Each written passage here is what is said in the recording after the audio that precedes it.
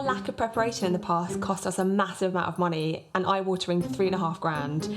I know, sometimes when I get reminded of that, I just want to have a little cry and imagine the holiday that I could have gone on. I don't want this happening to you, so keep watching this video and I'll show you why you shouldn't start your project with an architect and what you need to do before it's time to bring them on board.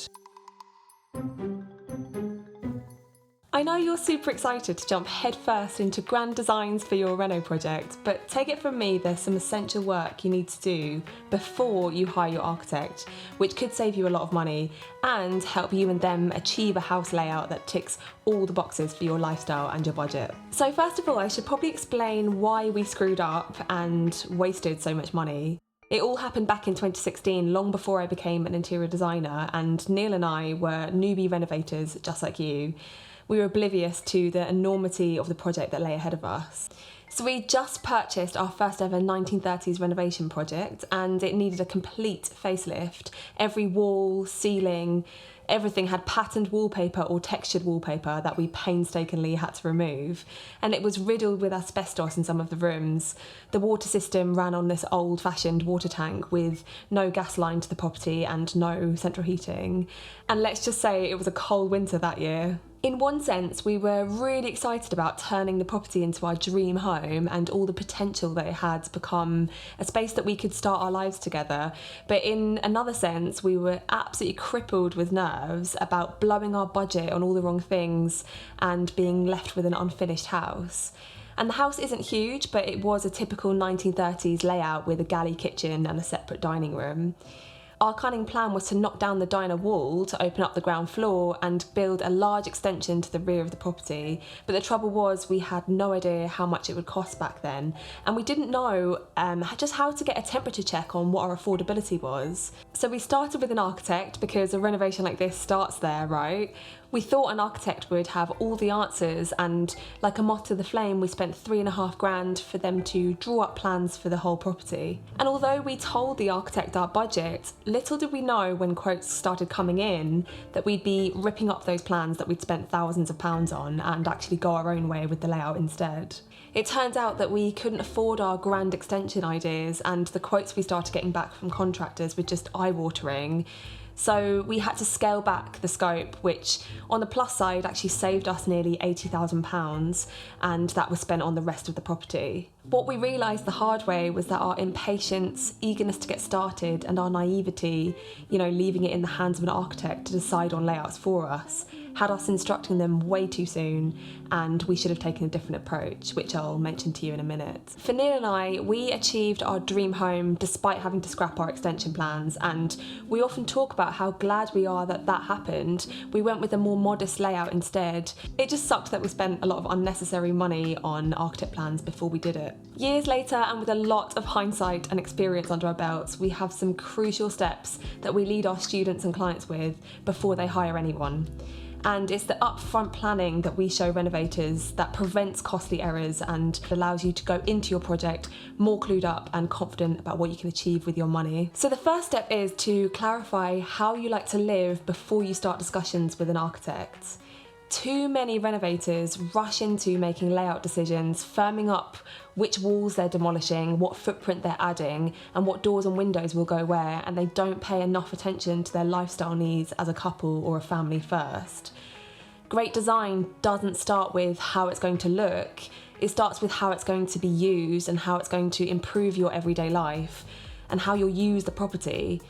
Beginning your renovation from this place paves the path for you and your architect to establish the right layout that's going to prevent regrets later on and any missed opportunities and actually end up saving you money. Now, an architect isn't going to understand you like you do, so you've got to do the excavation work first, learning about what you want to ensure that that project's going to start with the right brief. Every time I start a new client project, I dig deep to unearth how clients like to live as a couple or a family, and rather than immediately thinking about extending or adding space, which increases the overall cost, I clarify their needs to determine how the space can enhance their life and go from there. For a lot of renovators, it can be hard to know what level of detail you're required to prepare before you start renovating, and if this is something that you'd like to get clarity on, I have a free guide that you might like. The link is in the description. In one of the classes, I'm actually showing renovators ways to save money as they're designing their layouts.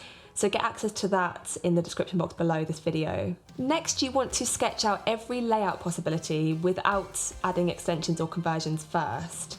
If you've not sketched and then heavily considered all your layout possibilities before you hire your architect, you're at risk of missing opportunities and ways to save some big money. There are some easy ways to bring in your costs while you're sketching your layouts, which I show in my free guide. But taking the time to sketch and discuss your layout options in this step will help you determine which specialists you might need to hire.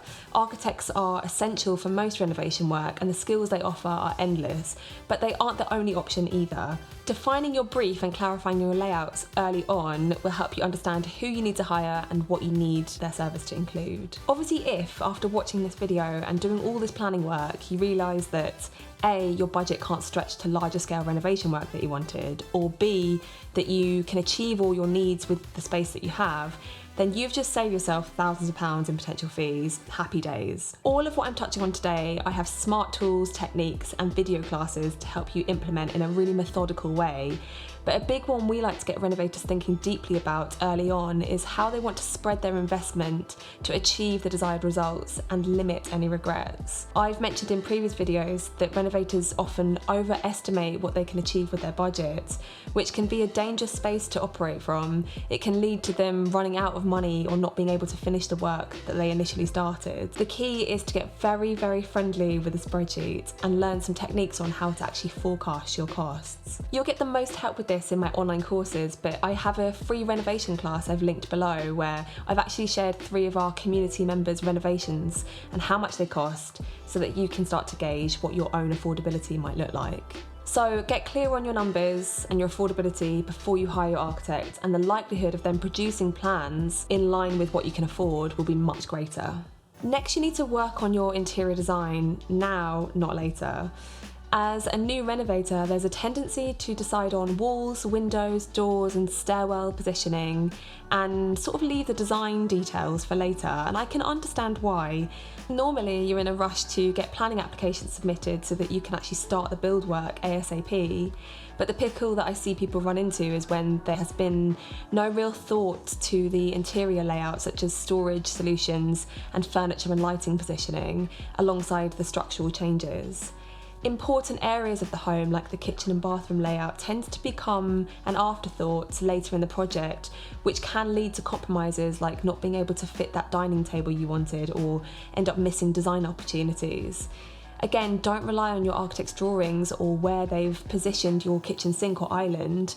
Do your own research and plan your interior design meticulously. The most successful renovations take a holistic approach to both architecture and interior design. I strongly recommend that if you're working with an architect and interior designer, then introduce them both and allow them to collaborate on the same plans to achieve the best results. If you're handling the interior design yourself, then sync up your design plans with the structural proposals and ensure that everyone is on the same page. Don't hire your architect before you've confirmed how you like to live and what your needs are. You've exhausted the obvious layout opportunities and explored whether you can afford the layouts that you like. Look at my free class below, as this will help give you some clarity about your affordability. And you've taken into account your interior design details alongside the structural changes. So now that you have this information, what should you do next? Well, I'd love to show you some common, irreversible, and often eye-wateringly expensive mistakes that some new renovators find themselves facing. And the best way for me to prevent these design errors happening to you is by showing you these common blunders before your renovation starts. So if you'd like to get a heads up on what they are, then click to access that free renovation series in the description box below. I hope this video has given you some helpful ways to prepare before you hire your architect. Please do like and subscribe if you're starting a renovation and want more renovation tips and stories on our channel. We've got loads coming up and I can't wait to support you on this new chapter. Thank you so much for watching.